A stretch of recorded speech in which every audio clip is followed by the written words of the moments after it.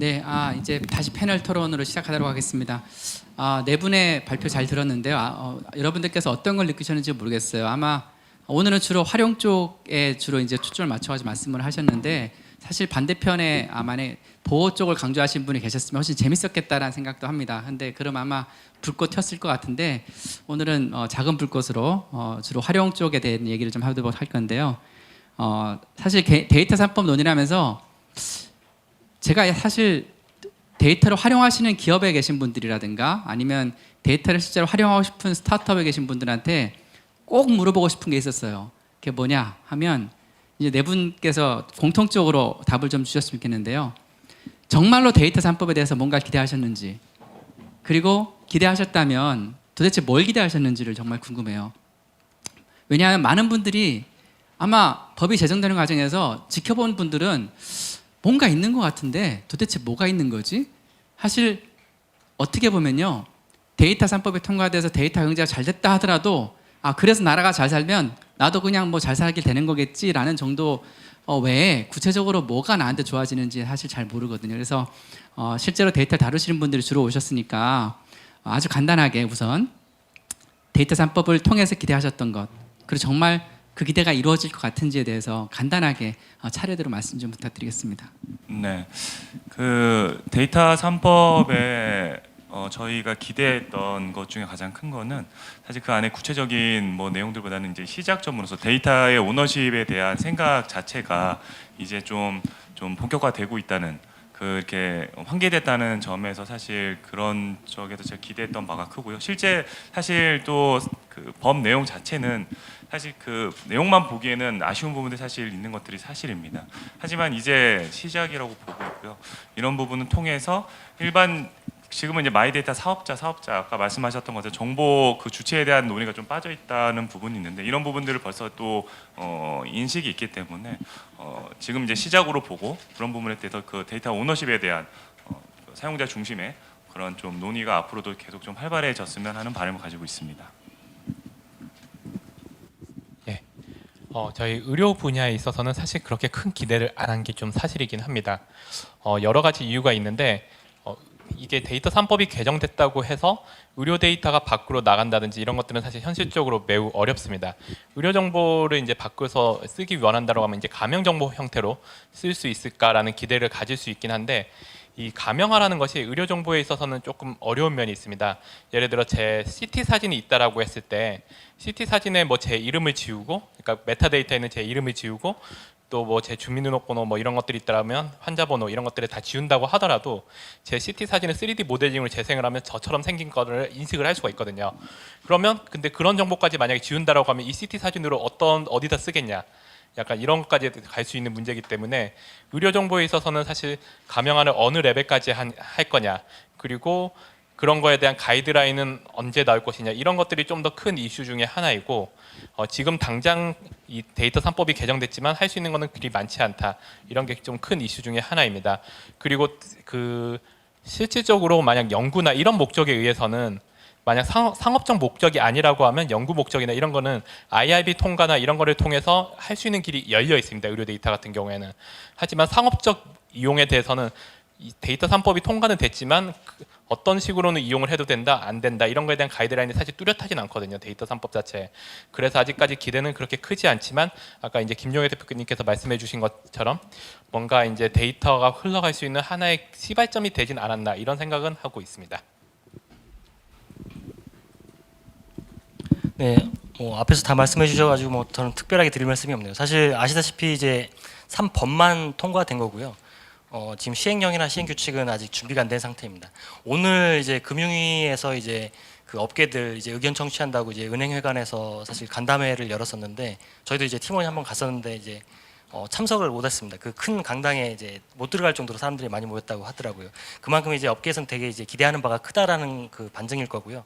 다만 이제 이렇게 기대가 큰데 이제 거기에 대해서 좀 사람들이 이제 참석도 못할 정도로 이렇게 모였다라는 거를 예상을 못했다라는 건 약간 좀 아쉬운 점으로 남습니다.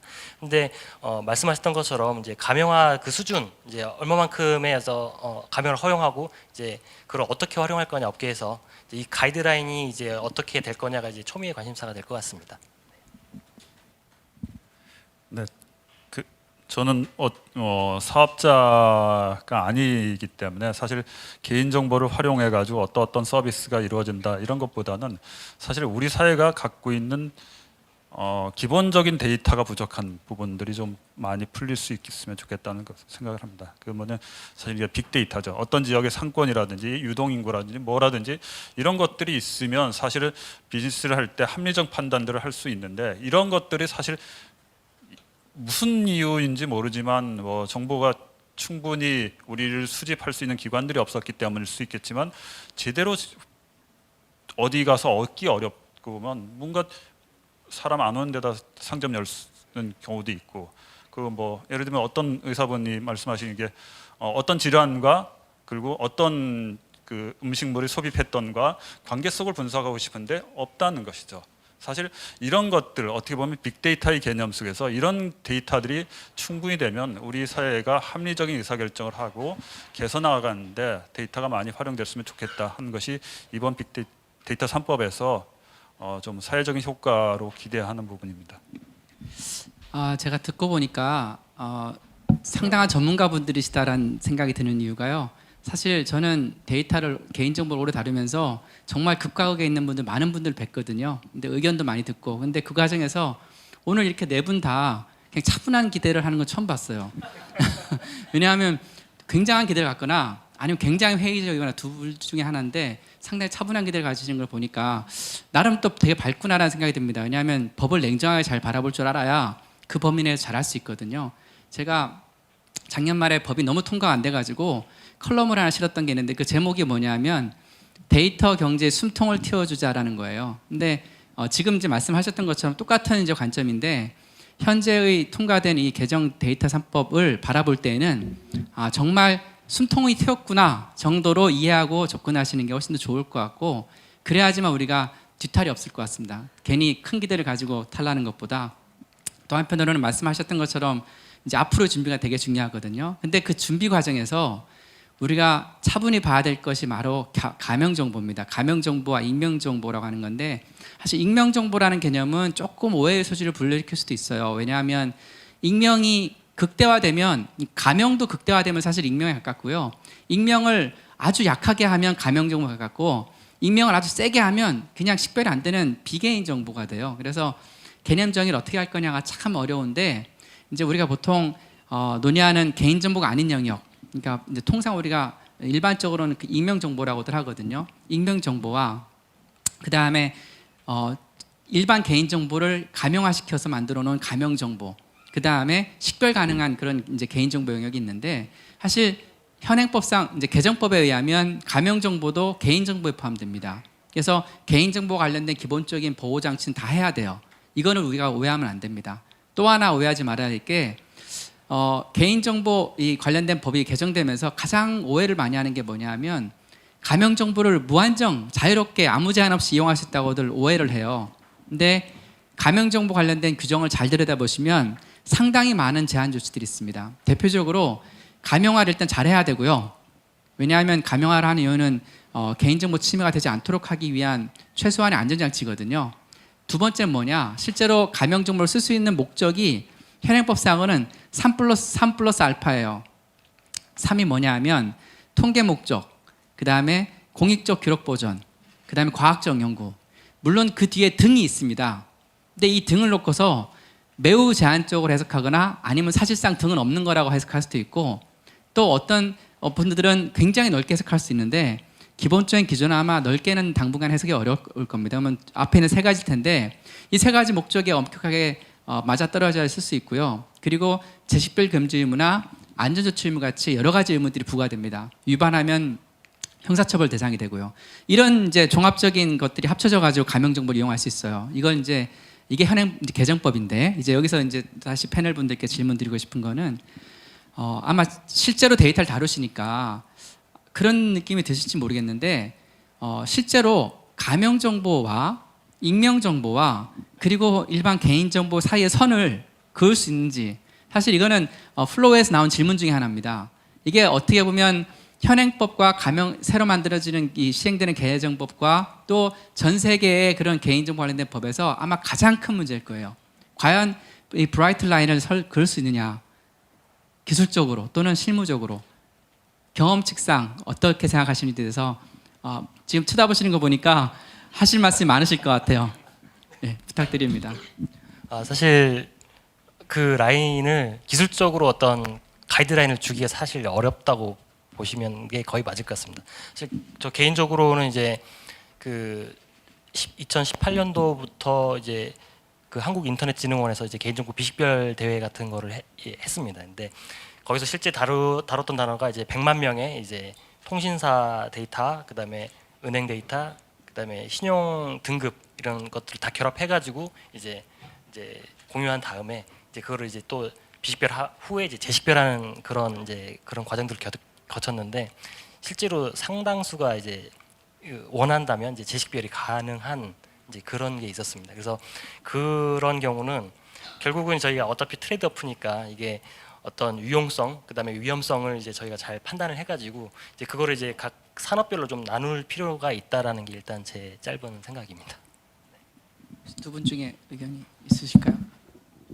예, 산업적으로 이제 좀 나눴을 때가 의료 쪽에서 좀 예시를 좀 말씀해 드리면 의료 쪽이 사실 그 선을 긋는 게 가장 어려운 분야 중에 하나입니다.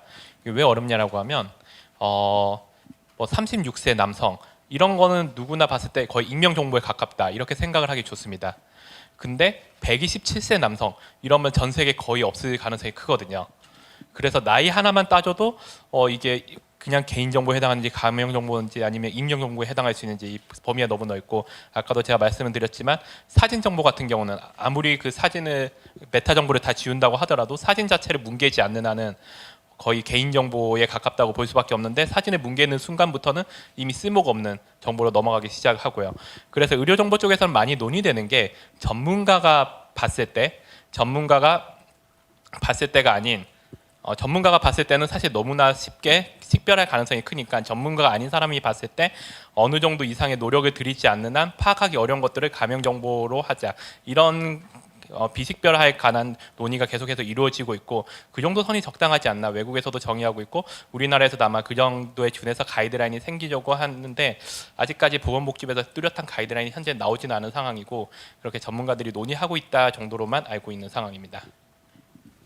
네, 뭐 저도 그 개인적인 생각이지만 사실 그 가명 처리된 개인 내 정보가 어떻게 가명 처리됐다는 것을 개인이 확인할 수 있으면 개인이 인정하게 된다면 사실 문제가 없지 않는 게 적합하지 않을까. 그리고 그런 것들은 결국 상황과 뭐 여러 조건과 이런 데 계속 바뀔 수밖에 없다고 보기 때문에 명확하게 내 개인정보를 어떻게 가명 처리했다는 것들이 투명하게 공개가 되고 그걸 확인할 수 있다면 많은 부분에 있어서 좀 인정이 되지 않을까 이런 생각을 갖고 있습니다. 사실 이걸 질문했을 때도 아마 이런 답이 나오지 않을까라는 이제 걱정 내지는 또 한편은 기대를 했는데요. 우리가 과거의 사례를 되짚어 보면 우리나라는 사례가 별로 없는데 이제 미국 같은 경우에 아까 말씀드린 이제 히파라고 하는 건강 정보 관련된 법이 있는데요. 이 법엔 두 가지 접근 방식이 있어요. 하나는 지금 말씀하신 것처럼 전문가에 의한 판단 방식. 그러니까 실제로 가명하든 비식별하든 한 다음에 이것이 실제로 얼마나 재식별 가능성이 있는지 그리고 얼마나 사회적 맥락에서 위험한지에 대한 평가를 통해 가지고 실제 안전성 여부를 평가하는 방식이 하나 있고요.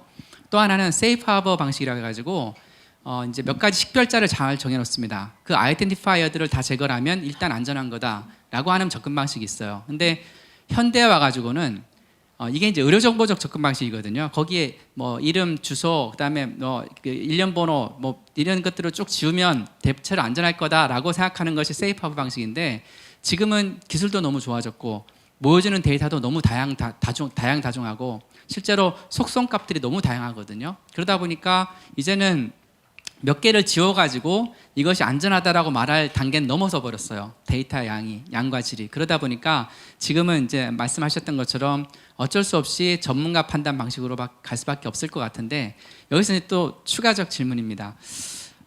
사실 실제로 데이터를 다뤄보신 분들은 대부분 이렇게 답을 하시거든요. 도저히 선을 그을 수 없다. 그렇기 때문에 이유에서도 보시면 중요한 단어가 있는데요. 그 단어가 뭐냐면 컨텍스트입니다. 그래서 컨텍스트 베이스드 디시전을 하는 거예요. 그러니까 맥락에 따라서 판단하는 것이 매우 중요한데 문제는 맥락에 따라서 판단을 했는데 그에 따라서 어떤 보통은 이용하고자 하는 사람들이 이제 어떤 가명화라든가 익명화를 할 텐데 가급적이면 쓸만한 데이터를 만들기 위한 노력을 할 겁니다. 그러다 보면 어쩔 수 없이 일정 부분의 약간의 재식별 가능성은 있을 수밖에 없는데 실제 전문가적 관점에서 보셨을 때 우리가 사회적으로 이 정도의 재식별 가능성은 우리가 인용해야 되지 않을까라고 하는 것. 예를 들면 제가 본 외국 문헌 중에는 이런 게 있더라고요. 재식별 가능성이 현재의 기술과 현재의 자원, 이게 이제 인적 자원뿐만 아니라 물적 자원과 컴퓨팅 리소스까지 포함하는 겁니다. 이런 자원과 시간을 합리적 시간을 투여했을 때에도 재식별 가능성이 한 0.005%, 0.005% 정도 이내면 그건 안전하다고 봐야 되지 않을까라고 제안하는 것들이 있더라고요. 이렇게 구체적인 선을 긋기는 어려울 수는 있지만 어렵다고 하셨지만 그래도 우리가 한번 찾아가는 게 필요하니까 만약에 경험으로 봤을 때 이 정도 재식별 가능성 정도이고 이 정도의 실제 어떤 가명화 처리가 이루어지면 경제적으로도 유용하면서 동시에 개인정보 주체도 보호할 수 있을 정도 양쪽의 이익을 다 우리가 추구할 수 있지 않을까라고 생각하는 어떤 경험도 좋고요. 아니면 그냥 어떤 이론적인 생각도 괜찮고 혹시 그런 걸 공유해 줄 수 있을까요? 사실 그 선을 굉장히 찾기가 어려운 건 뭐 다들 아시는 거여가지고 더 뭐 얘기는 안 드려도 될 것 같은데 저는 좀 다른 접근을 좀 해보고 싶습니다. 그러니까 개인 정보가 특히나 이게 어떻게 보면 이제 개인에 대한 정보라서 이게 어떤 기대치가 다들 다릅니다. 그러니까 쉽게 얘기하면 이거는 내 개인 정보니까 나는 뭐 이메일도 안 알려줘 이런 사람들도 있고 어차피 뭐 중국에서 다 갖고 있는 거 아니야? 그러면서 이제 주민번호도 다 알려주시는 분도 계세요. 그러니까 이게 기대치가 이렇게 하늘과 땅 차이기 때문에 사실 접근 자체를 아예 그냥 개인한테 사실 맡겨서 판단을 하게 하는 게 더 낫지 않겠나. 업계에서 뭐 이런 정도 해서 이 정도면 너는 보호되는 거다. 이렇게 이제 가이드라인 제시해 주는 게 사실 어떤 사람들한테 맞고 어떤 사람들은 충분하고 어떤 사람은 또 부족할 수 있거든요. 그래서 아예 그 어떤 메커니즘 자체를 바꿀 필요가 있다. 사실 그런 쪽으로 저는 많이 접근하고 싶습니다. 이게 어차피 사회적 합의가 딱 한 그 가이드라인 하나로 이렇게 모아지기가 굉장히 어렵다고 저는 일단 판단을 하고 있거든요. 그것도 말씀하셨던 대로 어떤 컨텍스트 기반으로 굉장히 이제 어떤 경우는 굉장히 민감해하고 어떤 경우는 민감해하지 않고 다들 각자 다르기 때문에 애초에 그냥 이것도 다 옵션으로 줘버리는 게 낫지 않겠나 저는 그렇게 생각을 하고 있습니다. 자, 여기서 추가적 질문입니다. 좋은 제안이신데 이제 문제는 100만 명의 데이터를 수집해서 처리를 하는데 그 100만 명이 굉장히 다양한 수준의 개인정보 보호에 대한 이해를 가지고 있거든요. 그럼 그걸 어떻게 실제로 데이터 처리에 반영하실 수 있을까요? 네, 그래서 저희는 이제 아예 데이터를 주지 말자라고 시작을 하고 있습니다. 네. 사실 모든 그 아픔의 시작이 이게 내 정보인데 이거 내 건데 이게 남이 갖고 있는 거가 다 이게 고통의 시작이거든요. 개인은 유출 걱정하고 기업은 뭐 이게 내 정보가 아니기 때문에 기본적으로 수집할 때 동의 받아야 되고 암호화해서 관리하고 뭐 얼마 지나면 분리보관 내지는 파기해야 되는 이런 컴플라이언스 이슈들 굉장히 이게 다 비용이거든요, 사실은. 그래서 아예 그냥 두지 않고 개인 영역 아닌 단말 안에서 처리하면 상당 부분의 문제들이 우리가 이제 여기서 얘기하는 문제들도 이제 좀 다른 식으로 접근할 수가 있다. 일단 그런 제안을 한번 드려보고 싶습니다. 혹시 의견 있으실까요? 그 선을 말씀드린 건 사실 좀 어려운 문제가 맞는 것 같고요. 그리고 어떤 선이 생기고 어떤 가이드라인이 생긴다고 하더라도 뭔가 그래서 누군가 재식별화를 하고 그거를 이용해서 악용을 해서 누군가의 정보를 퍼뜨린다든지 그런 거를 했을 때 사실 문제가 되는 거잖아요. 그래서 제가 좀 이해하기로는 개인정보보호법 쪽에서 재식별화 같은 거를 해가지고 그거를 뭔가 악용을 했을 때 처벌 규정이 굉장히 강하게 붙은 걸로 알고 있습니다. 그래서 그 사회적 합의가 되는 선은 분명히 있을 수 있긴 한데 그래서 그런 거를 좀 정확하게 정하고 그래서 그 선을 넘는 거를 용인해주자 이런 식으로 접근하는 것보다는 뭔가 악용을 했을 때 그거에 대해서 제대로 된 처벌을 내림으로써 악용하지 못하게 하고 그 대신 좀 재식별화 할 수 있는 범위를 좀 폭넓게 인정을 하는 게 더 낫지 않나 이렇게 생각을 하고 있습니다. 네, 뭐 저도 그 윤석 대표님이랑 그 비슷한 생각인데요. 그런 걸 판단할 수 있는 그 신뢰만 구축이 되어 있다면 지금은 사실 개인정보를 어떻게 활용하는 폭로 그냥 전체적인 폭로별 동의를 하고 나서 이제 기업들이 활용하고 있기 때문에 그냥 뭐 개인 데이터를 이용해서 많은 그 베네핏이 발생해도 전혀 반영이 되지 않는다는 이제 그런 좀 불신이 깔려 있는데 이렇게 가명 처리되거나 이런 부분에 대해서 명확히 확인이 되고 그런 것들을 뭐 합의되어야만 한다기보다는 잘못 좀 이렇게 비식별 오남용 했을 때 명확하게 특정할 수 있다는 디텍트 할 수 있다는 신뢰만 있으면 좀 네거티브하게 다 쓸 수 있게 좀 열어주고 디텍트 할 수 있는 방법을 명확히 만들어주는 게 좋지 않을까 이렇게 생각하고 있습니다. 네, 그러면 여기서 다시 또 추가적 질문인데요. 그러면 이제 정부가 아마 2, 3월 내에 이제 2월이나 3월 달 전까지는 아마도 이제 하위 법령에 대한 안을 아마 공개할 것 같아요. 이제 그렇게 됐을 경우에 과연 정부가 이 가명 조치와 관련되어진 그 하위 법령을 만들어야 되거든요. 그럴 때 정부가 어떤 역할을 해주는 게 좋을까요? 선을 그어주는 게 좋은지 아니면 방법론을 제공하는 게 좋은지 절차 혹은 사람을 구성해서 정말 엑스퍼트를 모아가지고 그 전문가들 활용하게 하는 건지 사실 다양한 툴들이 있는데 정부가 어느 정도까지 개입하면 좋을까요? 사실 양쪽이 있습니다.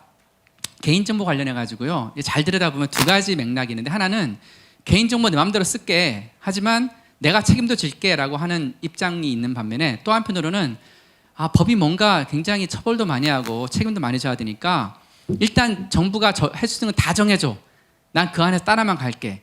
대신에 그것만 따라가면 책임 안 지도록 해줘 라고 하는데요. 사실은 두 개가 서로 굉장히 대립적인 관계에 있거든요. 둘 다 할 수는 없어요. 그런데 유럽식은 사실은 전자 방식이에요. 그러니까 비례적 책임을 본인 스스로 지는 겁니다. 근데 우리나라의 경우에는 일부의 사업자분들은 쓰게 해줘라 책임 내가 지겠다라고 하면서도 한편으로는 정부가 왜 선을 안 거주냐고 또 이제 하소연하시거든요. 그래서 도대체 정부는 어떤 역할을 해야 될까요? 이건 네 분께 공통으로 좀 질문드리겠습니다. 네, 뭐 저는 항상 특히 이런 이 블록체인과 또 그 인더스트리 있다 보니까 항상 이제 정부에 바라는 어떤 룰 같은 거에 질문 받을 때마다 드리는 말씀인데 그 정부가 이게 심판자 해서는 절대 안 된다. 이러니까 정부가 허가하면 해도 되고 허가하지 않은 건 하면 안 된다. 막 이런 컨셉으로 좀 혁신이나 새로운 거에 접근하지 않았으면은 좋겠다는 생각을 항상 갖고 있습니다.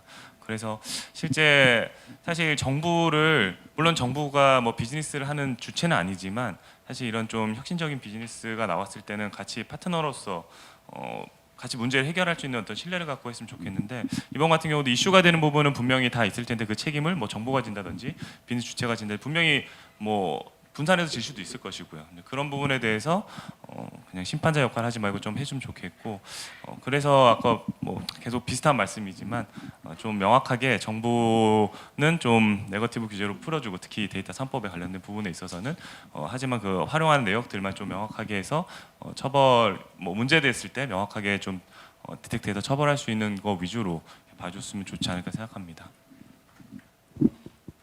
이게 사실 이제 데이터 3법 관련해 가지고 여러 플레이어들이 좀 섞여 있습니다. 데이터 생성, 생산에 관련된 플레이어들이 있고 유통에 관련된 플레이어들이 있고 데이터 활용에 관련된 그런 여러 플레이어들이 섞여 있는데 사실 이제 뒤쪽으로 갈수록 이거를 이제 잘못 활용하거나 잘못 남용을 했을 때 이제 처벌받는 거에 대한 것은 어느 정도 지금 법안에 들어와 있는 걸로 인식을 하고 있는데 근데 데이터 생성이나 데이터 생산하는 사람들 입장에서는 어떤 정부에서 가이드라인이나 방법론을 좀 제시하기 전까지는 이 데이터를 그래도 내놓기 어려운 이런 측면이 분명하게 좀 존재합니다. 그러니까 자기들이 뭐 그런 가이드라인 없이 뭐 데이터 활용하는 사람이 책임지겠다라는 이유만으로 데이터를 내놨을 때 그 데이터 활용하는 사람이 사고를 쳤을 때 그 뒷감당이 데이터 생산자에게 미칠까봐 그런 거에 대한 두려움이 분명히 있기 때문에 아까도 뭐 데이터를 내놓지 않는다 뭐 이런 말씀까지 하셨는데 특히 뭐 의료기관이라든지 아니면 공공기관인 보험공단이나 심평원 이런 데 있는 데이터를 가지고 있는 분들은 더더욱 그러실 거거든요. 그래서 그런 거에 대해서 적어도 방법론, 가이드라인 사실 어떻게 보면 전 그 두 가지 비슷한 측면이 있다 생각하는데 그런 것들이 어느 정도는 존재할 필요는 있다라고 좀 생각을 하고 있습니다. 저도 기본적으로 다 동의를 하고요. 그 어떤 가이드라인이든 이런 것들을 설정을 할 때 지금 뭐 개인정보위원회가 이제 소위 총괄 기관으로 이렇게 자리매김할 텐데 그때 이제 주로 아마 처음에는 이제 법률가 위주로 아마 구성이 될 거라고 저는 생각을 합니다. 근데 그때 이제 그 기왕이면 기술을 이해하시는 법률가 또는 이제 법률을 이해하는 또 기술자 이렇게 같이 모여서 이제 어떤 선을 좀 만들었으면 하는 그런 바람이 있습니다. 뭐 가명화, 익명화에 대한 뭐 기술적 기준이라든지 이런 것들은 제가 답할 수 있는 부분은 아닌 것 같고요. 그 일반적으로 이제 뭐 원칙적으로 시장의 규제라든지 이런 것들이 우리나라 같은 경우 말씀하셨지만 정부가 가이드라인을 주면 그 안 정도만 지켜주면 사실 안전하기 때문에 비즈니스가 촉진되는 측면도 있지만 또 한편으로는 그 정도만 지키면 되니까 시장에 나와 있는 새로운 기술을 도입하지 않아도 되는 것으로 하면서 오히려 기술이 뒤처진다는 것은 사실 일반적으로 많이 계속해서 제기되고 있는 거고 우리나라의 공인증서 문제라든지 금융 규제라든지 이런 것들이 있기 때문에 기본적으로 그런 것들이 관행이 지금까지 우리나라가 개발도상국 수준에서는 정부의 가이드라인이 촉진하는 효과가 있었다면 지금은 이제 그런 수준은 아닌 것 같고 워낙 또 비판들도 많이 있기 때문에 사실은 어쨌든 시작 단계에서 무엇인가 기준이 있어야 된다는 것이 있다면 저는 정부의 관여는 최소화하고 뭐 어쨌든 그와 관련된 제공자, 이용자 이런 컨소시엄이라든지 협의체라든지 이쪽에서 시장의 수준이라든지 기술 수준을 맞춰서 이렇게 계속해서 이 자기네들이 업계 룰을 만드는 거를 만들어줘야 것이지 그걸 가지고 또 정부가 승인하겠다 이렇게 들어가면 또 한 번의 문제가 반복될 거라는 좀 생각이 들고요. 좀 그런 측면에서 좀 이번에도 여전히 뭐 어쨌든 그런 방식 관행이죠. 정부도 관행이고 그런데 이 관행도 벗어나는 시도가 있었으면 좋겠다는 생각을 해봅니다. 네, 한 말씀만 저도 이제 정부의 룰 얘기 나와서 한 말씀만 더 드리고 싶은데요. 이게 그 주민등록번호 같은 경우 이제 인터넷 ISP 업체에서 사용할 때 주민등록번호 이제 개인정보가 담겨 있다 보니까 이슈가 되다 보니 뭐 본인 확인 기간이라는 걸 만들고 뭐 아시는 분 아시면 CI라는 게 있어서 주민번호를 인터넷에 쓸 때 대체하는 것들도 그 취지 자체는 개인정보를 보호하기 위해서 그리고 그거를 이제 CI란 걸 대체 수단을 만들어서 뭐 본인 확인 기관을 정부에서 지정하고 그들로부터 CI가를 받게 하는 형태를 만들었는데 취지와는 다르게 지금 운영되는 걸 보면은 사실 그 CI를 통해서 그 사람의 주민번호를 대신 그 CI 값을 받는 그 산업 자체가 통신사들을 위한 천억짜리 시장을 만들어준 꼴이 됐거든요. 그리고 그런 본인 확인 기간을 계속 정부가 평가해서 지정해주는 형태. 제가 달라고 하면 제가 그냥 줘도 되는데 옛날에는 주민번호 제가 치면 됐는데 이제는 CI를 제가 받아도 낼 수가 없는 거죠. 규제를 이렇게 만들어놨기 때문에. 그래서 이 처음에 셋업할 때 이 취지에 맞게 시작은 좋았는데 하여튼 그 당시에는 그렇게 할 수 있었다 하더라도 시간이 지나면서 이제 요구가 CI 값을 개인이 이제 가지고 유통하고 싶다고 하면 그렇게 좀 바꿀 수 있는 식의 어떤 그 좀 변경 가능한 규제를 만들더라도 좀 이렇게 진행했으면 좋겠다는 생각을 가지고 있습니다. 네, 마침 또 신원 말씀하셨는데 사실 신원 확인의 특히나 아이덴티피케이션 어떤 기술 같은 것들이 점점 발전하고 있는데 이걸 어디까지 풀어줄 거냐라는 이슈는 개인정보 보호와도 연계되어 있지만 한편으로는 정확한 신원 확인과도 연계되어 있어요. 그러니까 무슨 말씀이냐면 우리가 전통적으로 신원을 확인해주는 그 증서들은 보통은 정부가 발행한 것들이거든요. 그래서 정부가 발행한 걸 우리가 굉장히 신뢰성이 높다. 그래서 여권 같은 경우는 일정한 기준에 따라가지 만들면 전 세계가 공통적으로 인정해 주거든요. 그 사람의 신원을. 근데 이거를 민간에 얼마나 이양할 건지 그리고 어느 영역까지 신원 확인을 민간에서도 허용하게 할 건지는 사실은 개인정보 이슈 말고도 또 다른 이슈들이 있어서 그건 따로 좀 더 논의가 필요할 것 같고요. 아까 사실은 여러분께서 말씀하셔가지고 좀 다 약간 다른 이제 이슈로 넘어가고 싶은데 이제 바로 정부 역할입니다. 8월 5일이 되면 새로운 신개인정보보호위원회가 이제 드디어 출범하게 되는데 기존의 개인정보보호위원회와는 완전히 기능이 달라지고 그리고 국무총리 소속으로 가게 되고요. 그리고 가장 중요한 처분 권한이 생깁니다. 이제 중앙행정기관 중에 하나로 되거든요. 우리가 일반적으로 알고 있는 보건복지부나 외교부나 법무부 같은 이제 그런 똑같은 기관이 되는 거예요. 이제 그러다 보니까 이제는 실제 제재도 할 수 있고 조사도 할 수 있습니다.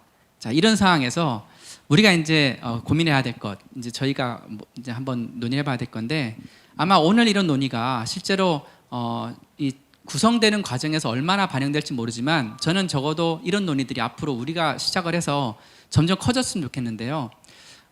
여러 가지 고민들이 있습니다. 개인정보보호위원회가 구성되는 과정에서 가장 큰 우려가 뭐냐면 우리 지금 말씀들을 쭉 해주셨는데 들어보시면 알겠지만 개인정보 이슈는 전문가가 개입해야 된다는 거예요.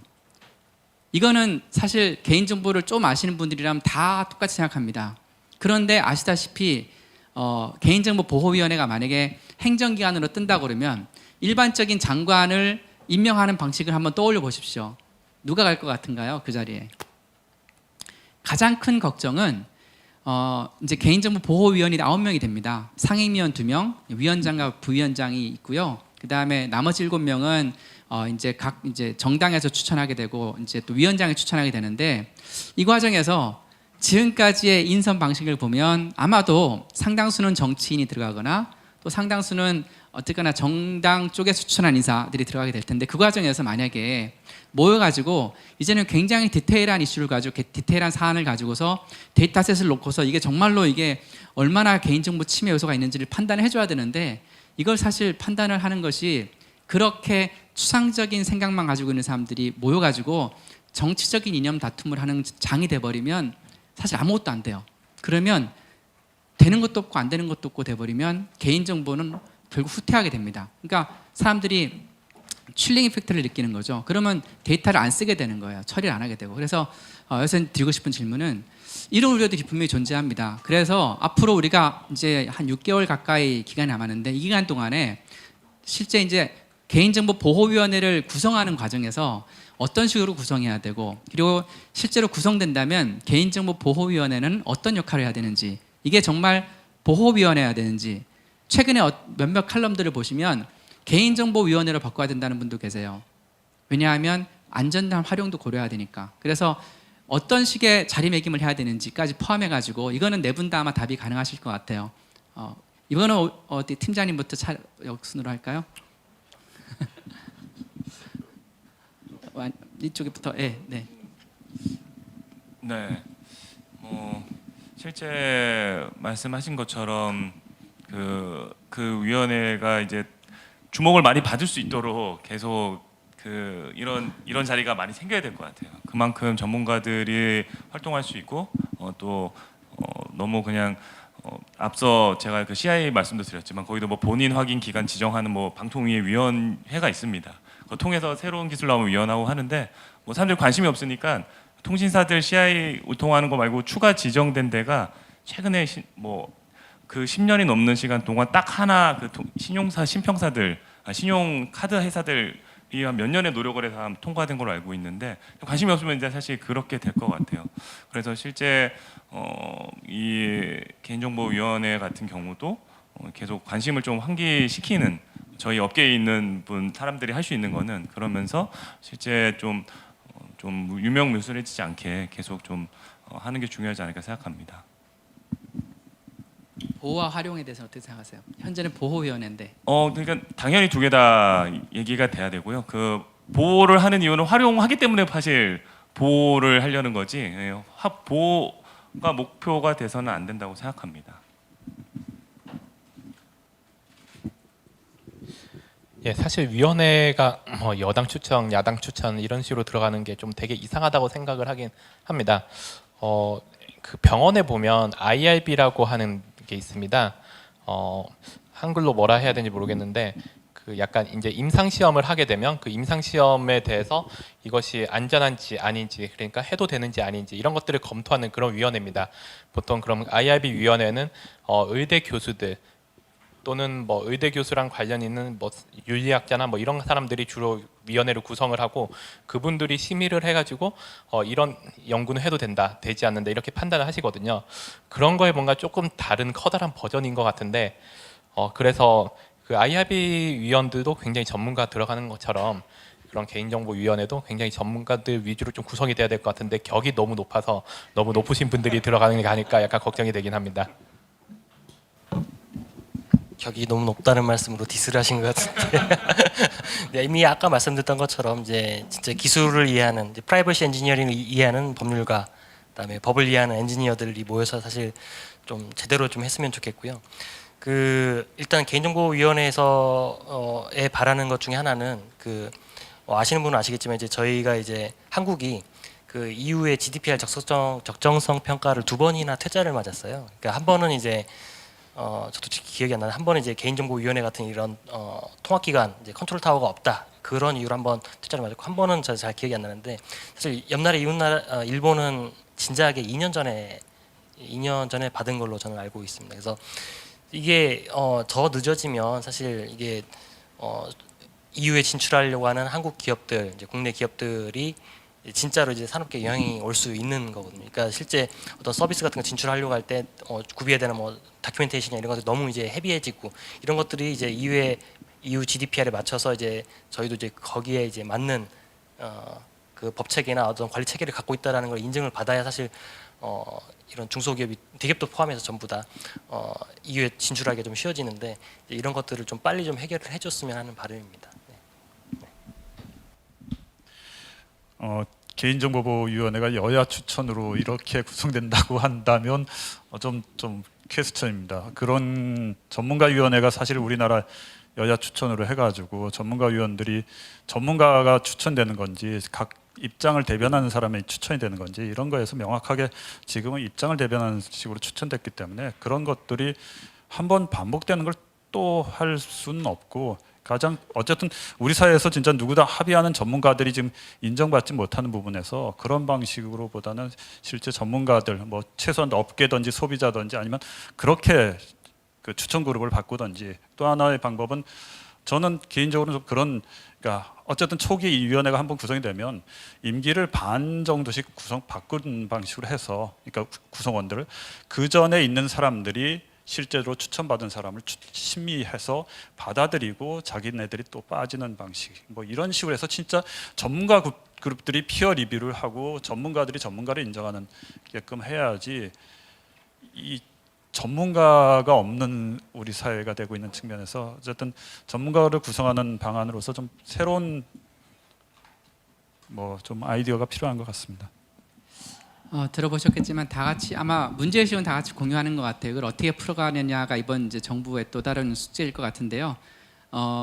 실제 이 구성이 되어지면 제가 이제 개인정보 이 관련된 연구를 한 게 90년대 후반부터 시작을 했거든요. 근데 한 20년 가까이 됐는데 좀 넘었네요. 근데 이제 그때부터 지금까지 쭉 오면서 굉장히 크게 느끼는 게 몇 번의 이제 변곡점이 있는데 최근 들어서 가장 크게 느끼는 거는 도대체 이제는 개인정보 이슈가 없는 곳이 없다라는 겁니다. 완전히 감초예요 이게. 그래서 개인정보 이슈가 모든 부처랑 다 연계됩니다. 그러다 보니까 개인정보보호위원회가 전문성에 기반해서 다른 모든 부처들이 설득할 수 있을 정도의 그러한 리더십을 가지면 사실은 다른 부처와도 협업을 하면서 잘 갈 수 있는데 만약에 개인정보보호위원회가 그렇게 하지 못한다면 다른 부처나 또는 국민들을 설득하지 못하는 결론을 내놓는다면 그러면 사실은 다른 부처도 무시하게 되겠죠. 서로 부처 간에 무시할 수 있잖아요. 그렇게 되면 정말 우리나라는 그 피해 누가 가냐? 국민이나 사업자한테 간다는 거죠. 그래서 아마 그런 걱정이신 것 같은 똑같이 앞으로 한 6개월 남은 기간 동안에 여러 다양한 분들이 기술자도 들어가야 되고 법학자도 들어가야 되고 또는 물론 시민사회도 필요하고 또 사실 의료계나 다양한 분야의 목소리를 내쓰는 사람들이 사실 골고루 들어가줘야 됩니다. 그래서 그렇게 구성이 돼야 되지 않을까라는 생각을 하고 아마 이런 논의는 우리가 오늘 아마 제가 느끼기로는 이런 논의 조직에 관한 논의는 우리가 아마 처음인 것 같아요. 법 개정 이후에 아마 앞으로 계속 몇 개월 동안 굉장히 핫 이슈가 되어 갈 것 같고요. 그런 데서 여기 계신 패널뿐만 아니라 여기 참석하신 플로어 계신 분들도 같이 목소리를 좀 내시면서 이런 정말 합리적이고 또 다양한 시각을 반영할 수 있는 그런 조직이 돼야 된다. 전문성에 기반한. 또 한편으로는 이제 글로벌 사회잖아요. 그래서 외국 기업에 대해서도 과감하게 조사하고 필요하다고 그러면 일정한 제재도 할 수 있는 그런 정도의 글로벌 리더십도 가르칠 수 있는 그런 이제 기관으로 자리매김시키는 게 되게 중요하지 않을까라는 말씀을 드리고요. 자, 여기까지 이 얘기는 여기까지 하고 약간 다른 얘기로 좀 넘어가 볼게요. 이제 데이터 3법이 시행되게 되면 많은 분들이 기대하는 것 중에 하나가 이제 개인정보가 좀 더 활용될 거다라는 생각입니다. 자, 그러면 진짜로 어떤 곳에 많이 활용될까요? 이건 플로어에서 나온 질문하고도 연계되는 건데요. 이제 전문가들이시니까 실제로 실무적으로 하고 계신 분이니까 코로나 지금 이번에는 이제 플로어에서 나온 질문 같은 경우에는 코로나19 같은 경우에 이거를 예측하는 모델이 사실은 캐나다에서 나왔잖아요. 그런 것처럼 옛날에 사실 구글에서 나왔던 플루는 한 번은 성공하고 실패했어요. 근데 그 밑에는 뭐가 있냐 하면 그래서 결국은 서비스를 닫았거든요.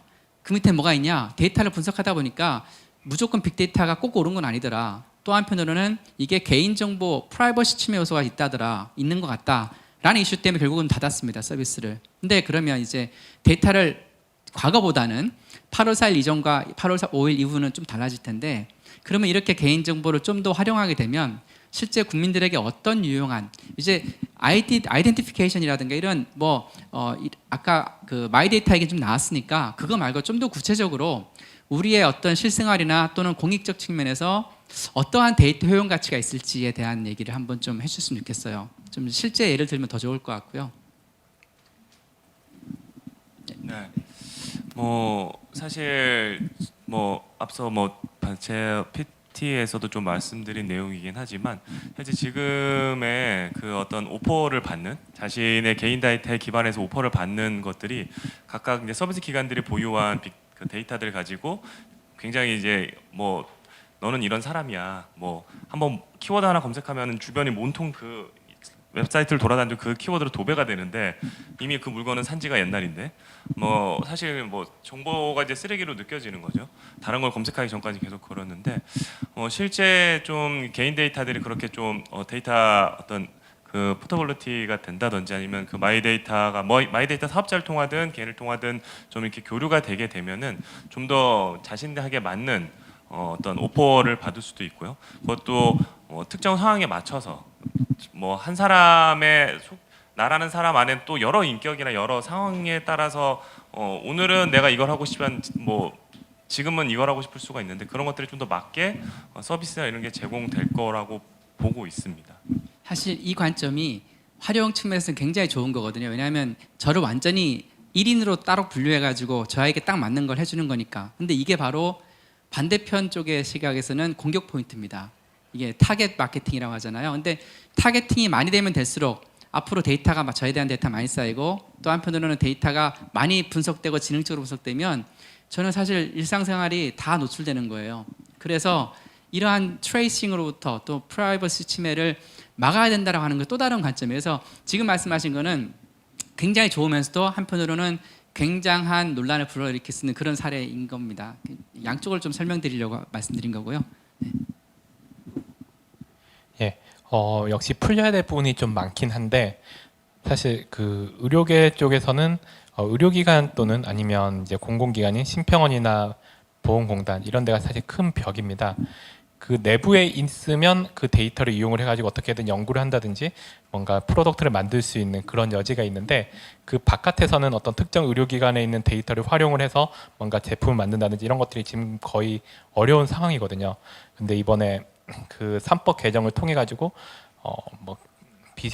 가명 정보된 상태로 여러 기관들의 정보를 합친다든지 이런 것들이 가능하게 되면 훨씬 더 좀 넓은 범위에서 의미 있는 프로덕트가 좀 많이 나올 수 있지 않을까 이런 생각들은 많이 들고 있고요.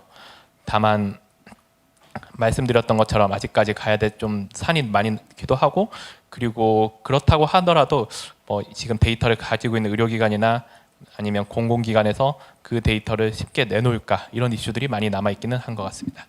여기도 제가 조금만 이제 부가 설명을 드리면 이 이슈도 역시나 또 다른 논란이 있는 게 그동안에 정부가 많이 노력했던 것 중에 하나가 공공 데이터를 개방하는 거였거든요. 그런데 공공 데이터는 이제 공공 기록물이거나 또는 공공 데이터들이 형식으로 있는데 이것들을 어디까지 민간에 개방시켜서 활용케 할 거냐도 또 다른 이슈가 됩니다. 그래서 이거는 실제로 개인정보 이슈임과 동시에 공공 데이터에 대해서 어디까지 접근시켜 줄 거냐의 또 다른 이슈가 돼요. 그래서 그런 관점에서 실제 이번에 가명 정보가 이제 도입됐지만 가명 정보가 도입된 걸로 인해서 우리가 당연히 정부 데이터를 받을 수 있는 권리가 생긴 거라고 생각하면 안 되고요. 실제로 제공될 수 있는 경우가 좀 더 넓어질 수는 있습니다. 왜냐하면 실제로 개인정보 침해가 가명을 통해서 많이 줄어들 수 있기 때문에 과거보다는 조금 더 우리가 제공받아서 처리할 수 있는 적어도 분석할 수 있는 여지는 좀 더 늘어날 것 같긴 해요. 과거보다는. 하지만 역시나 우리가 개인정보라는 것이 항상 개인정보의 관점만 보는 것이 아니라 주변을 둘러싸여 있는 모든 맥락을 다 봐야 됩니다. 그렇게 되면 지금 말씀하신 이슈 같은 경우도 여러분들이 생각하시기에는 공공 데이터를 어디까지 허용해야 될 거냐라는 관점과 함께 개인정보 보호라는 관점, 개인정보 처리라는 관점을 같이 고민을 해야지 되지 않을까라는 이해를 해주시면 좋겠고요. 네. 비슷한 맥락에서 이제 데이터 경제 활성화 측면에서 좀 말씀을 드리자면 결국은 이제 활성화가 되려면 이제 수요 공급 그다음에 중간자 전부 다 사실은 어떤 이해관계자들 이득을 볼 수가 있어야 되는데 지금까지는 사실 거의 기울어진 농농장이었죠. 이제 개인이 개인 정보를 주고 나면 사실은 개인은 얻는 게 거의 없었고 이제 기껏해야 이제 맞춤형 나에게 뭐 최선의 서비스를 뭐 받는다. 그것조차도 사실은 아까 뭐 설명하셨던 것처럼 나는 이미 샀는데 또 계속 보여주고 있고 이런 것들이 있기 때문에 사실은 그 보상 모델, 그 개인이 내가 정보를 제공했으면 그거에 대한 정말 보상이라는 게 그냥 맞춤형 정보 이런 거 말고 진짜 보상, 이제 돈이 되는 이제 이런 것들을 업계에서 어떻게 이제 그 어떤 모델을 제시하느냐에 따라서 정말 활성화가 되는 어떤 척도가 되지 않을까. 그래서 지금 저희도 저희 회사도 계속 그런 이제 어떤 개인 정보에 대한 보상 모델 같은 것도 계속 이제 연구하고 있고요. 아마 다른 회사들도 다 비슷하지 않을까 저는 그런 생각을 하고 있습니다. 네, 팀장님께 넘기기 전에 요 사이에서 이제 질문 설명이 나오셨으니까 이제 가치에 대한 얘기가 나왔는데 마침 그것이 팀장님께서 발표하셨던 내용과 연계되거든요. 그래서 팀장님께 좀 다른 질문을 좀 드리겠습니다.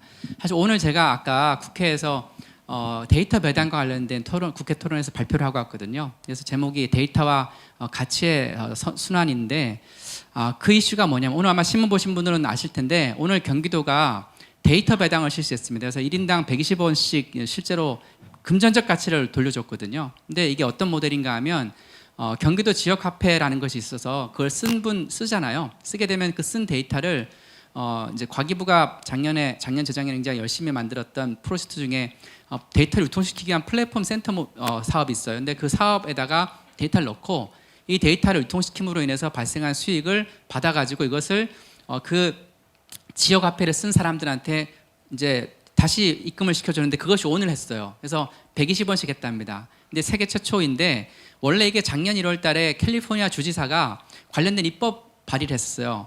아직 이제 계류 중에 있는데 이게 얼마나 중요한 의미를 가지냐 하면 사실은 데이터라는 것이 우리가 아까 제가 처음에 말씀드렸다시피 데이터의 기본적인 가치 데이터가 순환되는 라이프 사이클과 실제로 데이터로부터 만들어진 그 밸류가 가치가 순환되는 부분이 달라요. 일치하지 않아요. 그래서 실제로 데이터로부터 나온 가치가 주체한테 사람한테 돌아가진 않습니다. 이거를 이제 연결시킨 되게 어떻게 보면 하나의 모델인데 여기서 이제 제가 질문드리고 싶은 거는 사실 이 가치를 다시 환원시키는 모델, 가치 순환 체계에 정보 주체를 끼워넣는 모델이 다양한 게 있는데요. 예를 들면 실제로 돈을 번 기업한테 강제로 무조건 회수시키는 모델도 있고 세금 형태로 회수시키는 모델도 있고 기금 형태로 납부시키는 모델도 있고요. 그리고 그걸 갖다가 차등해서 개인정보를 많이 허락해 준 사람은 더 많이 주고 아니면 그냥 국민들을 똑같이 n분의 1에서 나눠주는 방식도 있고 다양한 게 있습니다. 아마 오늘 팀장님께서 그런 말씀들을 자세하게 하고 싶으셨을 것 같은 시간대에 말씀 못 하셨기 때문에 이제 질문 드리고 싶은 거는 앞으로 정보 주체의 어떤 권리를 실질적으로 보장하려면 결국은 제가 정보를 제공한 거에 대한 어떠한 가치, 사회적 가치일 수도 있고 경제적 가치일 수도 있습니다. 지금까지는 사회적 가치에 의존했는데 이제는 경제적 가치를 환원시키기 위한 논의도 필요한데 그런 관점에서 앞으로 우리가 해야 될 과제라든가 어떤 팀장에게 생각하시는 어떤 비전 이런 게 있으면 한번 설명 부탁드리겠습니다. 뭐 데이터가 원유고 데이터가 쌀이고 데이터가 어떻게 뭐 돈이 된다는 거든지 그런 것들은 기본적으로는 뭐 동의를 하고요. 그다음 사실 저 개인적으로는 그 데이터가 결국은 개인의 데이터가 모여진 건데 그 개인의 데이터가 모여진 거에서 다시 수익이 개인한테 배당이 된다 그럴 때 그 금전적 가치가 사실은 얼마나 클까 이런 측면에서 저는 사실은 뭐 개인적으로는 그게 그렇게 크지 않다면 그러니까 의미가 있을까? 그러니까 원칙으로서의 데이터의 주인에 대해서 보상이 돼야 된다는 거는 동의를 하지만 그 푼돈이 되는 건 뭐 이런 여러 가지가 있으면 또 이래 모아지면 여러 금액이 될 수 있겠지만 그런 것보다는 한편 우려되는 것은 아까 이제 의료 정보라든지 이런 것들 심평원이라든지 이런 데서 의료 정보 이용에 대해서 돈을 받고 있는 것들이 저는 이걸 데이터 장사를 하는 식으로 데이터를 갖고 있는 기관들이 이런 인식을 갖고 되면 바람직할까 하는 좀 퀘스천이 있습니다. 왜냐하면 그 의료 데이터 좋은 데이터를 가지고 사실 먼저 다른 데서 연구하게 데이터를 달라고 하기 전에 먼저 연구자들을 모아서 의료 데이터를 가공해서 의료비를 절감할 수 있는 방법, 뭐 할 수 있는 거 더 먼저 했었으면 국민들이 이렇게 데이터가 팔린다는 거는 우려들을 안 했을 텐데 그거 하지 않고 데이터 장사해서 우리가 여러분한테 건강보험료 얼마 깎아줬습니다. 이런 식의 의식을 갖도록 하는 것은 좀 바람직하지 않다는 생각이 들고요. 저는 사실 개인적으로는 기본적으로는 정보를 수집한 주체들이 좀 더 적극적으로 데이터를 활용해서 좀 더 가치 있는 부분을 하는 노력들이 일차적이고 그다음에 그 데이터를 또 추가적으로 다른 기관들에서 제공해서 수익을 얻는 것은 2차적인 것 같은데 1차적인 활동조차 좀 제대로 안 되는 것이 좀 사실 저는 문제라고 봅니다. 네, 정말 좋은 말씀이십니다. 혹시 또 추가 말씀해 주실 게 있을까요? 이 가치 순환 관련해서 없으시면 이제 시간이 거의 이제 끝을 향해 가고 있는데요. 저희가 또 이렇게 힘들게 이 코로나 사태를 뚫고서 참석해 주신 분들께 헛걸음을 하면 안 되니까 혹시나 플로어에서 궁금하신 게 있으시면 손을 들고 소속 밝히셔도 좋고요. 아니면 비식별 처리하셔도 좋고 하셔가지고 질문을 해주시면 좋겠습니다. 공통적인 거 제가 몇 개 말씀을 드리면 질문을 유도하도록 하겠습니다. 제일 끝에부터 말씀을 드리면 규제기간 말씀하셨는데요. 규제기간을 결정하는 건 오래된 그 행정법 이론이 있습니다. 전문가를 구성하면요. 어느 순간이 지나고 나면 한통속이 되어버리거든요. 제가 특정 위원회를 말씀드리지 않겠습니다. 네, 분명히 있습니다. 그런데 제가 이걸 이야기하는 순간 문제가 되기 때문에 분명히 그 기술자 집단이 하면 확실하게 커뮤니케이션이 되고 정교한 규제가 가능한 나쁜 지와 좋은 지를 구분할 수 있는데 이상하게도 사람은 말입니다. 세월이 지나고 나면 서로 보호하게 돼 있어요. 그래서 이제 이 사회에 정치적 압력이 들어와서 차라리 모르는 건전한 상식을 가진 사람이 낫다. 또 이런 이론도 있습니다. 일반적으로 스마트하고 상식적인 사람이 이해 못하는 논리는 궤변이다. 그죠? 그 뭔가 꼼수가 있다. 이런 있기 때문에 무조건 정치인이라고 해서 그렇게 할 건 아니고 그 사람이 아까 말씀하신 것처럼 요즘 그렇게 되잖아요. 인간을 이해하는 기계, 예? 기계를 이해하는 인간 이 두 개가 돼야 되는 거잖아요. 마찬가지라고 생각하시고 밸런스는 잡을 필요가 있는데 그게 기술적으로 하는 방법 제안 하나 나중에 이 전문가들이 그러니까 제안을 정부에 해주실 게 뭐가 있냐면요. 미국 같은 데 보면 정보기관이 항상 안 움직이니까 그 프로페셔널 집단들을 형성합니다. 그것도 대표적인 사회 변호사협회 같은 겁니다. 자율규제기관을 위에 그 행정위원회만 맡겨놓지 마시고 뭐 이름이 좀 협회라고 해서 조금 이상하게 들릴 수 있는데 그렇게 생각하지 마시고 프로들이 모여서 나의 코드 오브 컨덕트를 만든다. 해달라고 하지 말고 우리가 이렇게 할 테니까 위임을 받아내는 방법이 시행령 만드는 단계니까 난 좋다고 생각해요. 그 대신에 지켜야 됩니다. 그렇게 해놓고 위반하면 그 다음부터는 행정법이 들어오게 되는 거고요. 그 다음에 혹시 또 하나 검토해 주실 게 뭐냐면 아까 이제 식별성 이야기를 하면서 이제 사람들이 이제 착각하는 게 뭐냐면요. 빅데이터를 활용하면 굉장히 일반적인 릴레이션십을 발견할 것이 하는데 대개 상업적 용도는요. 타겟 마케팅에 포인트가 있습니다. 예를 들면 일본에 벌써 그런 서비스가 있는데요. 자동차 없는 사람이 스키 타러 가는데 분명히 이 차를 타고 갈 거다라는 거죠. 걸어가지는 않지 않습니까? 그죠?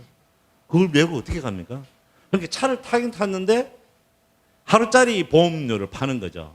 근데 전화가 딱 와요. 내 자동차 없는 거 어떻게 알고. 스키 타러 간다는 정보와 내가 자동차 없이 자동차를 타고 갔다는 사실. 그 렌트카에서 누가 이야기했겠죠. 그죠? 이게 벌써 속성 3개만 하면 김아무개가 지금 스키 타러 간다는 걸 그거를 되게 알고 싶어 해요. 보험사들이. 근데 그게 문제가 있는데, 그거를 어떻게, 이 전문가 집단에서 그냥 단순히 선을 끊는 문제가 아닙니다, 이거는. 분명히 그 요건은 어디 있냐면, 마케팅 요건은 타겟 마케팅이 있는데, 그거를 개인정보 보호와 정보 이용에서 어떻게 풀어내느냐가 전문가 집단이 해주셔야 될 거라고 말씀드립니다. 혹시 답변하실 없으시면 그러면 제가 간단하게만 말씀드리면 첫 번째 말씀하셨던 조직 구성 관련된 거는 그것도 되게 좋은 말씀이고요. 하여튼 균형이 잡혀야 될 것 같습니다. 가장 큰 걱정은 어느 한쪽으로 편중되는 것, 특히나 정치인 쪽으로 편중되는 게 문제고, 물론 당연히 그런 분도 필요합니다. 그리고 굉장히 다양한 분들이 들어오셔야 되고 조직 장악도 돼야 되고 동시에 다른 부처와의 관계도 이해관계 정도 되게 중요하거든요. 그렇기 때문에 사실 다양한 분들이 들어오시는 게 가장 좋고요. 그런 분들이 계속 유지되는 게 건전하게 유지되는 것이 중요하다는 생각이 들고요. 두 번째 이슈 같은 경우는 사실 굉장히 본질적인 논의랑 연결되어 있는데 어떤 거냐 하면 우리가 왜 개인정보를 보호하느냐에 대한 고민을 한번 해봐야 돼요. 아마 많은 분들이 그냥 그거 내 거니까 아니면 나의 인격 관련됐으니까 보호해야 되는 거 아닐까라는 얘기를 하시는데 사실 인류를 쭉 거슬러 올라가 보면요. 개인정보를 보호했던 게 언제부터일까요? 실제로 개인정보라는 걸 보호해야 된다라는 인식이 생긴 거는 극히 최근 일이에요. 그렇잖아요. 만약에 안 된다고 그러면 이름 부르는 거 조직에서 어떤 전화해서 콜센터에 전화해서 이름 함부로 부르면 안 돼. 일단은 먼저 저기 이름을 불러도 되겠습니까? 허락 받고 난 다음에 개인정보 예를 들면 그렇다는 거예요. 제가 약간 재미있으라고 과장돼서 말씀드리는 건데 개인정보는 사실 우리가 써야 될 수밖에 없고 특히나 정부에서의 공적인 활동은 개인정보를 안 쓸 수가 없어요. 그럼 왜 보호해야 될까요? 이게 이제 질문하셨던 거랑 포인트가 맥락이 연결되는데 아까 계속 우리가 패널 분들도 맥락 말씀을 많이 하셨잖아요. 디테일한 맥락. 왜냐하면 우리가 개인정보의 식별성 얘기를 많이 하는데 개인정보를 수집해가지고 각종 속성 정보들이 많이 이제 수집됩니다.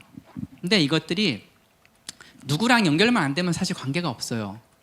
그래서 누구랑 연결되는 순간 그 사람의 프라이버시를 침해할 수도 있고 누구랑 연결되는 순간 그 사람의 명예를 훼손할 수도 있고 연결되는 순간 하여튼 다른 어떤 기본적 권리가 침해될 수 있다는 겁니다. 그게 어떤 권리인지 굉장히 다종다양해요. 그래서 그거를 조금 더 미리 현대사회에서는 많은 데이터가 분석되면서 컴퓨터가 나오고 막 인터넷이 연결되면서 침해가 빨라질 수 있기 때문에 그걸 미리 막기 위해서 개인정보를 사실 보호하는 거거든요. 그래서 80년, 85년도에 국제적인 규범들이 나온 이유가 그때 맥락을 보시면 컴퓨터가 막 보급되기 시작하면서 나온 문제였어요. 그래서 보호하기 시작한 거거든요. 본격적으로. 그전에는 비밀로 보호했습니다. 사생활의 비밀로. 이게 맥락의 차이고 또 하나 중요한 거는 이제는 과거와 현재랑 달라진 것 중에 하나는요. 이제는 우리 국민들 같은 경우에 트라우마가 하나 있어요. 아마 여기 젊으신 분들은 모를 수도 있겠지만 그 트라우마가 뭐냐? 사찰에 대한 트라우마가 있습니다. 민간 사찰. 근데 그것이 과거엔 정부에서 이루어졌지만 지금은 사실 타겟 마케팅이라는 게 사찰과 다를 바 없는 거예요. 그래서 사찰이 이루어지면서 저한테 어떠한 피해가 올 수 있기 때문에 사실 개인정보의 엄청난 집적과 처리는 그런 거로 이어질 수 있거든요. 그래서 그런 것도 막고자 하는 거예요. 그래서 개인정보라는 것이 실제로 모아졌다고 해서 무조건 위험한 것도 아니고 모아져서 어떠한 맥락으로 어떻게 누가 처리하는가가 굉장히 중요합니다. 그래서 사실 두 번째 질문은 굉장히 어려운 이론적으로 굉장히 어려운 질문이거든요. 그래서 이런 맥락을 통해 가지고 어떻게 판단하고 똑같은 판단도 사실은 건전한 상식을 가진 사람과 전문가들이 모여가지고 토론을 해서 이 맥락에서 이런 데이터를 이렇게 이용하면 안 되는구나 라고 판단할 수 있어야 된다는 겁니다. 그래서 이게 앞으로 그 어떤 결과를 확실히 내놓는 것보다 절차가 되게 중요해집니다. 그래서 절차적인 합의가 이루어지고 합법적인 듀 프로세스 내에서 결론이 이제 도출될 수 있는 형태가 앞으로 우리가 개인정보에 대한 거버넌스를 끌고 가야 되는 중요한 방향성이라고 할 수 있을 것 같아요. 네, 하여튼 굉장히 어렵고 좋은 질문이시고요. 혹시나 추가적인 네네. 네.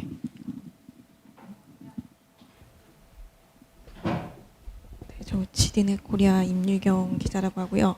그 데이터 3법 이후에 개인정보 보호나 활용에 있어서 사실 오늘 블록체인 업체들이 많이 오셔서 드리는 질문인데 블록체인이 어떻게 역할을 할 수 있는지 오늘 발표만 들어서는 약간 좀 명확하지가 않은데 생성, 유통, 활용 중에 어떻게 기여를 할 수 있는지 좀 궁금하고 할 수 있다고 하면 또 이게 법적으로도 가능한 건지 블록체인을 활용하는 게 또 안 될 수도 있을 것 같기도 하거든요. 또 블록체인에 또 저장되면 막 기록이 계속 영구적으로 지속되고 하니까 그런 문제는 없는지 좀 답변해 주실 수 있는 분이 있으면 부탁드립니다. 굉장히 좋은 질문인데요. 사실 개인정보 보호 이슈가 나오면 항상 따라 나오는 질문이 또는 답이 해결책이 뭐냐면 이거 블록체인으로 해결하면 됩니다라는 얘기 되게 많이 하거든요. 근데 과연 블록체인이 맞는 키인가라는 질문에 대한 명쾌한 답을 어떤 분께서 주실까요? DID 다 하실 수 다 있을 것 하실- 네. 같은데 그 지금 논의되고 있는 데이터 3법 정도에서의 블록체인 적용하는 정도는 그 개인정보 이제 활용한 내역에 대한 그 데이터가 정말 또 그 데이터를 이제 기관들끼리 공유했을 때 사실 상대방을 신뢰하면서 또 공유하겠지만 그 어떤 데이터의 어떤 무결성 같은 것들, 그 활용한 내역들 같은 것들은 좀 서로 활용한 기관들끼리는 투명하게 서로 공유하면서 활용해 볼 수 있겠다 정도. 그리고 뭐 신용 정보 같은 거 활용할 때 개인이 이제 동의를 또 해야 될 텐데 그런 개인이 동의할 때에 동의한 내역 같은 것, 그리고 또 그 사람의 신원을 정말 철저하게 확인해서 이 사람 본인이 정말 동의한 게 맞는지, 이번 뭐 우리은행 사태처럼 패스워드를 막 그냥 동의 눌러서 동의가 됐다든지 이러면 안 되니까 그런 부분에 있어서는 당장 뭐 데이터 3법 개정안 내에서도 좀 활용해 볼 수 있을 것 같고, 이제 점점 더 나가면 이제 그 디바이스 블록체인의 데이터를 저장한다기보다는 이제 블록체인 밖에 있는 데이터를 통하고 그 유통되는 내역들은 이제 블록체인을 통해서 좀 이게 투명하게 트레이스 한다는 거기 때문에 그런 부분에 대해서는 아마 잘 답변해 줄 수 있지 않을까 생각합니다. 제가 사실 기자님의 그 질문을 제대로 이해했다면 지금 말씀하신 것보다 좀 더 나아가지고 사실 기술적으로 우리가 블록체인을 구현할 때 많은 블록체인을 보면 결국 기반 중에 기술 중에 하나, 예를 들면 PKI 기술이 들어있는데 그게 기존에 일반적으로 쓰던 PKI 기술과 다를 바가 있는 건지, 과연 거기에 어떤 구조가 플러스가 돼가지고 실제로 운용되는 어떤 구조가 달라짐으로 인해서 훨씬 더 높은 개인정보 보호 수준을 가져올 수 있는지에 대한 사실 그런 궁금함이 있는 거거든요. 사실 그 답변을 드리려고 했던 건 아닌데, 일단 그 뭐 DID 쪽도 그렇고 이제 제가 좀 전에 제안했었던 이제 온디바이스 마이 데이터 모델 같은 경우는 이제 기존의 레가시 모델에서는 사실 기업들이 어떤 개인정보 수집할 때 수집 동의 이렇게 받았다, 그 다음에 어떻게 관리했다, 그다음 언제 파기했다 이런 걸 전부 다 서버에 로그로 남겨놓는데, 이제 뭐 DID도 마찬가지고 저희가 제가 발표했었던 그 온디바이스 마이 데이터 모델도 마찬가지고 이게 거꾸로 역으로 이제 악의적인 개인으로부터 기업을 보호하지 못할 수가 있습니다. 그러니까 예전에는 기업들이 이렇게 다 내가 다 로그를 닫고 있고 뭐 오디트 상황에서는 내가 딱 제출하면 이제 자 봐라 내가 다 동의 받았다, 컴플라이언스 다 지켰다라고 얘기를 할 수가 있지만, 이 온디바이스 마이 데이터 모델 같은 경우는 거꾸로 나는 너한테 허용해 준 적이 없는데 동의한 적이 없는데 하고 이제 휴대폰 뭐 샥 포맷하고 너 거기서 왜 나한테 마케팅해 하고 했을 때 이제 거꾸로 기업을 보호할 수 있는 방법이 없기 때문에 일단 이런 허용 이력이나 뭐 동의 이력을 이제 분산 원장에다 저장하는 이제 이런 용도로 사실 블록체인들을 많이 활용하고 있습니다. 블록체인이 정말로 그러면 개인정보를 충분히 보호하기에 안전하다고 신뢰해도 될까요? 그 블록체인 자체로 개인 정보를 보호하는 게 아니라 이제 그 거래 이력을 보호한다라고 보시는 게 맞을 것 같습니다. 그러면 이제 추가적인 이제 질문인데요. 사실 이렇게 뭐 DID도 그렇고 또는 아까 이제 그 마이 데이터도 그렇고 이제 데이터를 결국은 데이터가 막 흘러다니는 걸 최대한 막는 거 방법 중에 하나인 거잖아요. 그렇다고 한다면 과연 이 마이 데이터 서비스를 제공하는 사업자나 혹은 기관의 신뢰성과 개인정보 보호는 어떻게 확보할 것인지가 좀 궁금한데요. 사실 그 부분이 맨 처음에는 이제 마이데이터 사업이 이제 한국에 이제 들어와서 이제 여러 이제 학계에서도 스터디하고 이제 시작했었던 게 이제 핀테크 업체가 이렇게 어떤 혁신적인 서비스를 이제 정보를 모아서 하면 좋겠다라고 이제 다들 이제 생각을 하고 했었는데, 이제 아까 말씀드렸던 것처럼 이게 어떤 보안 리스크나 개인정보 프라이버시 리스크가 너무 커지기 때문에 결국은 이제 맨 처음에는 핀테크 업체들만 생각했다가 나중에는 이제 금융위도 이제 금융지주회사별로 하나씩 했다가 지금 또 이제 스탠스가 바뀌셔가지고 이제 금융지주사별로 복수의 라이센스를 허용하겠다 또 이렇게 하시거든요. 결국은 이게 사실은 리스크가 크다라는 판단의 반증이라고 저는 사실 생각을 하고 있습니다. 그래서 혹시 질문이 답변이 됐을까요? 네. 또 혹시 추가 질문이 또 있으십니까? 제가 하나 더 보충. 네네. 사실은 그 정보를 이용하는 사람들이 가장 그 피해를 입고 있는 거 지금 논의에서 완전히 빠져 있는 게 데이터 상인들에 대한 일단 척결을 먼저 해야 됩니다. 그러니까 정당하게 이용하려는 기업체들이나 혁신 기업들이 이제 이 규제에 못 끼는 건 뭐냐면 데이터를 사실 뭐 우리나라 사람들 주민등록번호 100원에 뭐 1원에 거래하는 그 사람이 정상적인 기업에서 거래하는 건 아니거든요. 이렇게 어떤 온라인 회사 플랫폼에서 근무하던 자가 그걸 빼내서 사실은 범죄 행위잖아요. 근데 그 데이터 상인들이 상당히 많습니다. 생각하는 것보다. 그리고 그 사람들 굉장히 혁신적인 기업이에요. 그 심지어 그뭐 웃으실 때 경험 많으시잖아요. 예를 들면 어디 대출을 받았는데, 그죠?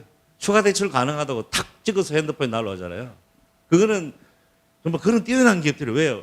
기상에 올라와서 혁신 기업이 되면 될 텐데 숨어서 음성적 하는 거는 그 사람들의 기본적인 데이터 인프라는 데이터 상인들입니다.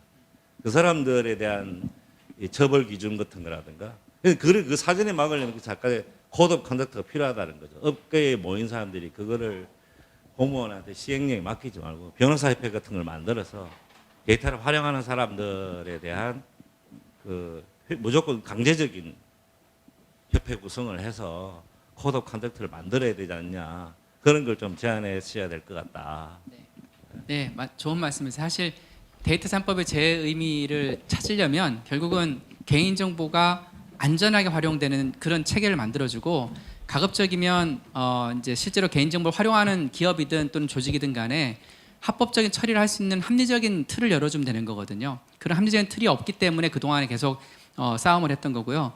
이제 합리적인 틀이 점점 만들어져 가고 있습니다. 그렇게 만들어져 가면 그 이외에서 지금 말씀하신 불법적인 유통은 과감하게 근절시켜야 되는 거죠. 그래서 이렇게 음성적이거나 불법적인 개인정보 처리나 유통은 최대한 막고 그리고 안전하고 그리고 건전하면서 또 한편으로는 합법적인 처리는 자꾸 진작시킬 수 있고 그런 기반 하에서 데이터가 유통될 수 있는 것이 아마도 제가 생각하기에는 우리가 오늘 논의하고 있는 데이터 3법의 기본적인 목표였었고 또 그것을 이루어가는 하나의 방향이 아닌가라는 생각이 들고요. 아까 우리가 다 같이 공유했지만 현재 데이터 3법은 이제 겨우 문을 연 겁니다. 겨우. 그래서 앞으로 데이터 3법은 갈 길이 멀고요.